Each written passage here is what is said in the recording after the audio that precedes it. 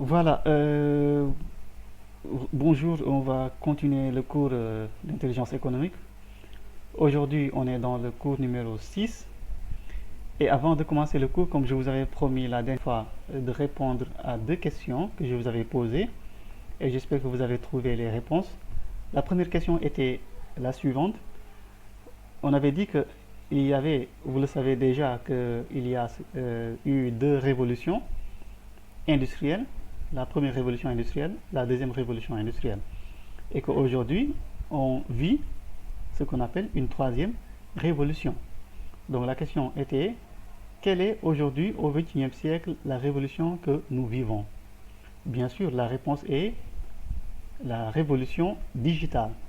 Donc aujourd'hui, vous savez que euh, comme la révolution industrielle et la première et deuxième révolution industrielle avaient eu des impacts et également entraîné des bouleversements très importants, hein, vers le 18e, 19e siècle.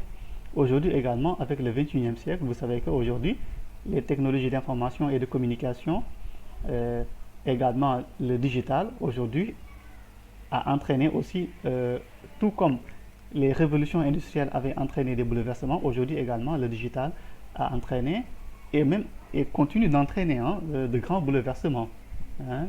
Et ça, ce sont des bouleversements que l'on retrouve presque dans tous les domaines, dans tous les aspects, hein, dans beaucoup d'aspects, sous plusieurs formes, également dans presque tous les domaines, aussi bien dans le domaine social, politique, économique, environnemental, etc. Hein, ouais. Donc c'était ça la réponse à cette question-là. J'avais également posé une deuxième question, c'était la suivante. Quelle est l'utilité de l'intelligence économique? Donc, selon vous, quelle est l'utilité de l'intelligence économique? L'intelligence économique, on avait déjà donné la définition depuis le début du cours. Nous avions dit que l'intelligence économique, c'est une science, ou bien, si vous voulez également, un domaine, utilisé non seulement dans le domaine économique, dans le domaine au niveau des entreprises, au niveau des États, etc. En tout cas, c'est une discipline qui est utilisée et qui permet de faire le collecte, de collecter l'information, de faire la collecte d'informations, de collecter l'information, de stocker l'information, de l'analyser, de traiter cette information-là, et aussi, bien sûr, après de la diffuser, de diffuser cette information. Mais bien sûr, à quoi va servir cette information-là maintenant? L'information va servir à prendre des décisions importantes, à prendre des décisions stratégiques. Donc c'est ça qu'on avait donné comme définition de l'intelligence économique. Maintenant, il faut savoir que donc, cette intelligence économique-là regroupe plusieurs domaines, hein. Parmi les domaines, il y a par exemple ce qu'on appelle la veille stratégique, hein, qui consiste à en permanence rechercher de l'information sur les acteurs qui se trouvent dans notre domaine d'activité. Par exemple, si nous sommes une entreprise, les acteurs qui se trouvent dans notre environnement, hein, dans l'environnement dans lequel nous évoluons, il y a par exemple le marché, ou bien en tout cas si vous voulez, les clients, il y a aussi les concurrents, il y a par exemple aussi, il peut y avoir aussi les fournisseurs, etc. Il y a l'État, etc. Donc ce sont les acteurs que nous retrouvons. Et donc, donc faire de la veille, ici, va consister à rechercher des informations sur ces acteurs-là et donc et à analyser et traiter cette information-là afin donc de pouvoir prendre des décisions stratégiques. Voilà. Donc l'utilité de l'intelligence économique, c'est quoi? Bien sûr, tout ce qu'on a vu jusqu'à aujourd'hui, à quoi ça devrait nous servir normalement? À tout simplement, par exemple, si nous sommes dans une entreprise, donc ça permet d'avoir une vision beaucoup plus élargie, hein.